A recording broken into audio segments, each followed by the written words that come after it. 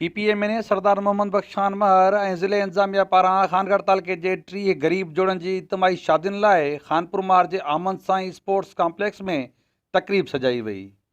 तक़रीब में PPM ने सरदार मोहम्मद बख्श खान महर, डिप्टी कमिश्नर घोटकी उस्मान अब्दुल्ला ऐं ॿियनि समेत 30 जोड़नि ख़ानदान समेत शिरकत कई। तक़रीब में जोड़ा शादी जे ख़ासि लिबास में मलबूस हुआ, जॾहिं त संदनि वारिस ख़ुशी विचां झूमी रहिया हुआ।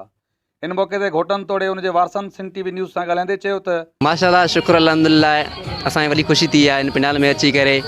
असां शुक्रगुज़ार आहियूं चीफ सरदार मोहम्मद खान जा। तमामु सुठो थो लॻे हिते अची करे ऐं एतिरी शानदार तरीक़े सां शादी कराई वञे थी। ख़ानपुर मार में थियल हिन रंगारंग तक़रीब में PPM ने सरदार मोहम्मद बख्श खान महर घोटनि खे शादी जूं मुबारकूं ॾींदे हार पाराया ऐं कुंवारनि जे मथे ते हथ रखी खेनि दुआऊं ॾिनियूं। सिंध TV न्यूज़ सां ॻाल्हाईंदे सरदार मोहम्मद बख्श खान महर ऐं DC घोटकी जो चवणु हुयो त शादियूं तव्हां ॾिठो 30 कपल जूं थियूं, एतिरी गुरबत में ख़ानदान बुॾियल हुया त उहे पंहिंजी शादियूं बि न पिया करे सघनि, त उन्हनि खे सर्वे करे उन्हनि खे आंदोसीं और उन्हनि जी माशाल्लाह अल्हम्दुलिल्लाह शादी सां गॾोगॾु उन्हनि खे असां रोज़गार लाइ मोटरसाइकिल्स भी ॾियूं था, ॿिया भी इसेंशियल्स होम अप्लाइंसिस भी ॾियूं था। सरदार मोहम्मद बख्श खान महर साहब जो कि इस हल्के के MNA भी हैं और ये उन्हीं की सोच, उन्हीं का एक नज़रिया था कि यहाँ के पसमानदा ख़ानदानों के लिए कोई ऐसा काम किया जाए जिसमें इज्तिमाही शादियाँ सर फहरिस्त थीं। इज्तिमाही शादियुनि वारी तक़रीब में जोड़नि खे मोटरसाइकिल, सिलाई मशीन समेत समूरो ॾाज ॾियण खां पोइ पंहिंजनि घरनि ॾांहुं रवानो कयो वियो। कैमरामैन अली जान सां गॾु